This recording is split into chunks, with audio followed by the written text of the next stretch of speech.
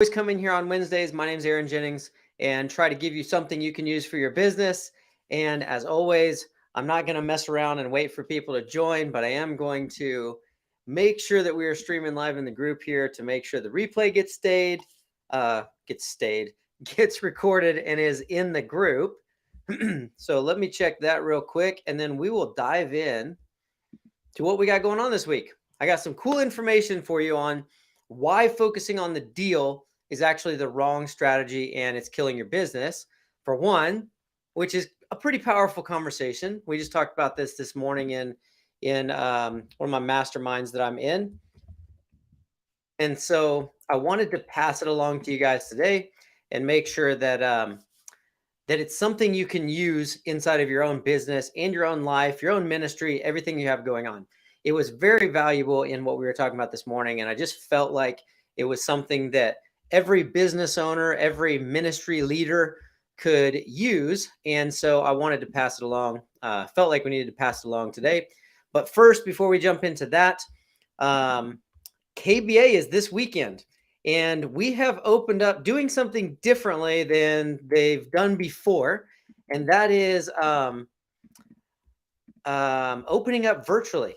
So you can actually attend the Kingdom Business Advancement this weekend, 3rd and 4th, for free virtually.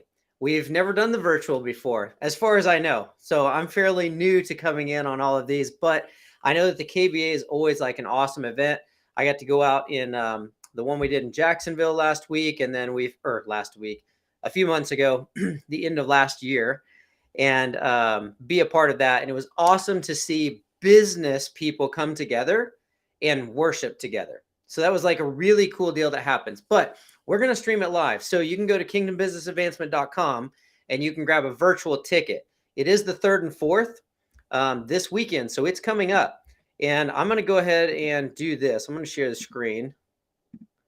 And you're going to see my entire screen with the crazy window here first. But kingdombusinessadvancement.com. Okay, you're going to land on this website. This is where you can grab your free ticket. And just so you see here, it's Friday 3rd, 6 to 8:30 p.m. And then Saturday, February the 4th, 9 a.m. to 5 p.m. So it's just Friday for a few hours, and it's an all-day Saturday. Grab your virtual ticket, sign up, super easy, and then you're ready to go. That's all there is to it. Okay, so get your virtual ticket. Some of us are still trying to make our way down there. I know I'm driving in. We got a few people flying in. We see that like ice and storms are coming.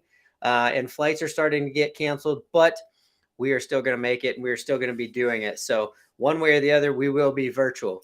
For those of you who haven't connected with us yet, go to joinkingscouncil.com, sign up for our free community, get the DNA blueprint for free, get a year of pre.com for free. We send you some cool stuff just for connecting with us. So definitely connect with us in there. Now, this morning, one of my mastermind groups was talking about specifically real estate deals. And they were worried about, if I partner with this person and then this person wants something and I connect them, what's going to keep them from going around me? And my question or my answer always comes back to relationships. And this is where by focusing on the deal is actually the wrong strategy. Most people go into this particular instance. Most people go into, what am I getting? How does this benefit me? How do I work the numbers and make this deal happen, right? Which is good. I'm not saying we shouldn't look at the deal.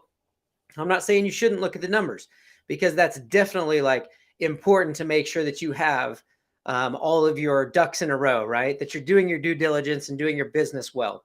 But if you are focused on the deal and the numbers and what you're going to get out of it and how it's all going to work, that's where things that's where things stay on a business platform, right? What if we took it to a personal friendship platform, right? Like, we know people do business with people they like. So in this particular instance, we're talking about real estate deals, and they're particularly talking about this person over here has a deal under contract. I have a buyer for that deal, and I want to bring them together, but I want to make sure that my buyer doesn't just go around me next time and go straight to that person. And so the way you can control that is through your relationship with your buyer and with your wholesaler or with your other partner. If you guys have a relationship, and some of you probably know this, some of you have probably experienced this at some point of your life.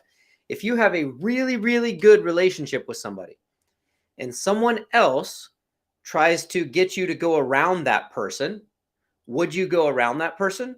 Think of somebody you really admire, somebody you really like, somebody you've done things with, you trust, you know their family, they know your family, you've hung out together, you do things together. Would you go around that person if you knew, like, I do business with this person and we do business like this, but somebody's trying to get me to go around them and cut them out so that we can just go straight to each other? Would you go around that person? Or would your relationship keep you keeping that person in place, right? It's more important than focusing on the deal. The deal may be, if I buy it for this and I sell it for this, I make this, period. That's it, right? When it comes down to that, that's all there is to it. So it's not a big deal. I'm sorry, it's not complicated, right? To actually run the numbers, look at the deal. But would you go around a friend? Would you go around somebody that you know their family and you've hung out and you've done all this? Would you cut them out and just be like, well, the numbers are this? Or would you go, well, how does Aaron make money on this? Like, because I usually do this with Aaron, and this person's trying to get me to go around Aaron, but like, I don't know why I would go around Aaron. That might make our relationship weird on the next one, right? Like, I want to do business with Aaron because I trust him. I want him to help me with this deal because we can both make money. And like, I like it when my friends make money. When I was trying to get private lending for real estate deals specifically, and still like anything I do, I always offer the opportunity to my family and friends first because I see it as an opportunity. And I want my family and friends to make money before the bank or some stranger, right? So I'm going to borrow money and pay interest to friends and family first.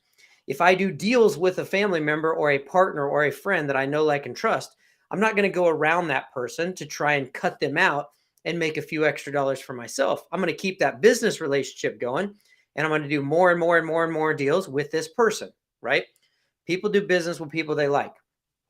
If you've been in business for a really long time and all of your leads or all of your referrals call you up to get a quote, and if you don't respond immediately, they just go on to the next person and grab a quote, and then they go with whoever's cheapest, you are on a business level, period. You are business acquaintances, right? Like, they know you do this thing for this price, and that's as deep as it goes. But what if they knew that you were their friend and they knew that you did these things and that you would take care of their person, their customer, like nobody else? You would treat them well, you would deliver good service, and you would get them taken care of, period. Now, if you called that person and they didn't answer the phone right away, you would just wait for them because you'd be like, no, Aaron's my guy for that. He's got me. He'll take care of you. He'll take care of me. He'll make sure all this gets done. That's his world. I trust him. We'll just wait to get back. He's probably like hanging out with family or live in the King's Council or something. Right? Excuse me. You'll wait for that person because you know, like, and trust them. So in your business, what relationships are in your business that if you deepen and strengthen those relationships could make everything else more secure, more stable, right? Easier. Inside the King's Council, we're trying to take ground for the kingdom. We're trying to spend our money with other King's Council or kingdom-minded Christian entrepreneurs, right? I personally have gotten like really adamant about it. I'm looking at everything. Like, if you have a service I need and you are a Christian kingdom entrepreneur, then I'm like, okay, this person has a service I need. This person has a service I need. Both services are good. Who am I going to do business with? I want to spend my money with somebody who's going to tithe and donate back into the kingdom and help take more ground for the kingdom, right? So I'll strengthen that relationship. I'll spend more money with that person than with the other person. You know what I'm saying? So if we focus on where are we spending our money, who are we doing business with, how can we work together, do we know each other, do we like each other, do we trust each other, that's going to go deeper, right? So if I'm trying to go deeper into Christian entrepreneurship, right, spend my money with kingdom entrepreneurs, I have to be seeking those relationships and going deeper. So with your business, how's it working? What are you doing in your business?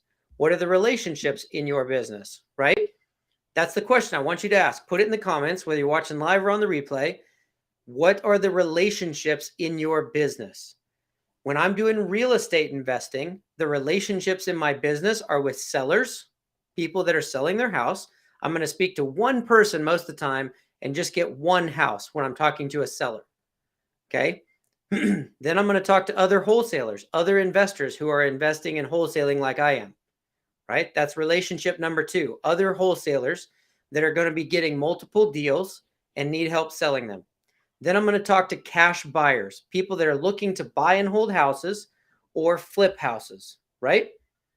So if those are my 3 relationships, how do I build those relationships in a way that doesn't make them go around me, right? If I get to know a bunch of cash buyers, let's say I got 10, 100, 1,000, doesn't matter. Let's say I got 10 cash buyers and I get to know those cash buyers and I know their family, I know their friends, I know where they go to church. I know that they're actively tithing and doing missions, and I know they're actually living this certain way, and we know each other, right? And then let's say I partner with wholesalers and I really get to know these wholesalers and I know what they're doing and I know their families and everything else, right? And so I really get to know both these people. Do you think that they're just going to go to each other and do business and cut me out? Or do you think they're both going to be like, no, I know, like, and trust Aaron. And Aaron's like consistently bringing me leads, partnering with me stuff, bringing me buyers. They're not going to go around me. We're going to create this little network that just does a bunch of business together and makes a bunch of money together. People that go around you are focused on making a quick buck and they don't care about anybody but themselves, right? And then are those the people that you want to do business with long term? No, right? You might want to make some money on the deal, but ultimately, is that the person you're going to call over and over every time you want to do business? No, because you're going to be wondering, like, are they going to go around me this time? Are they going to sneak me out this time? Right? It's annoying. And so what you want is you want a business built on trust. You want a business with people that you know, like, and trust, right? Like the business that I build now, I'm streaming this in here. I'm on my YouTube. I'm on my Facebook profile. Because if you know me, I am not shy about what I believe and how I do it, period. Because I'm crafting a business that I can talk about it. And I'm crafting a business that revolves around my life and who I am and what I do and the way that I do it, right? So I'm not worried about losing a deal over here or losing a deal over here. I want people to win. So if you can do business with me and we both make money, great. If you can do business with me, but it would be better with somebody else that you did business, I want you to win. Go do business with them.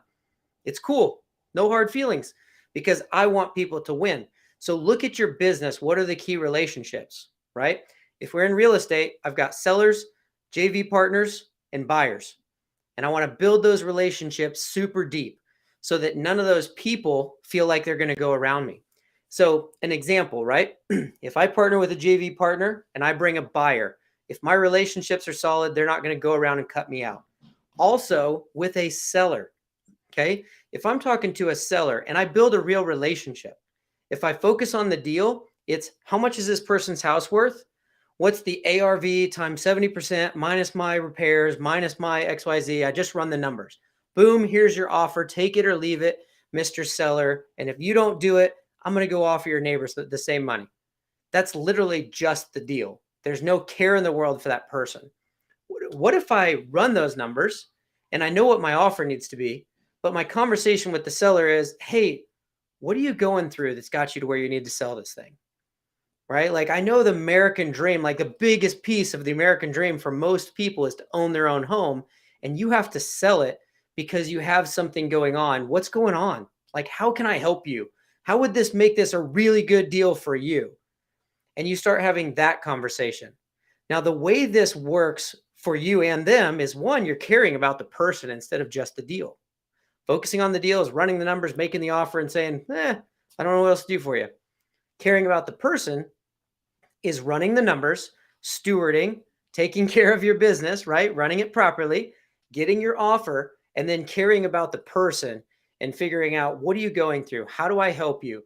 How do I explain what's going on? How do I keep you, how do I communicate really well every step of this process?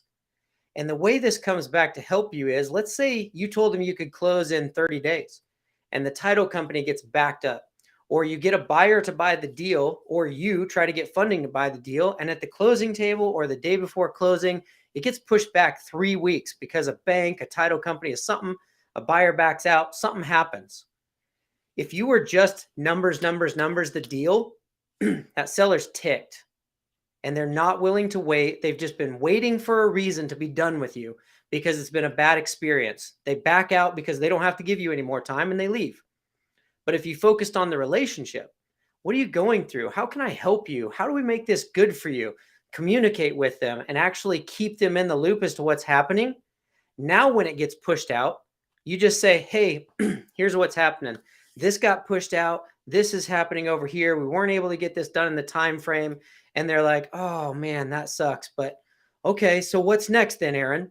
Because they trust and they're expecting you to help them more because you've been helping them.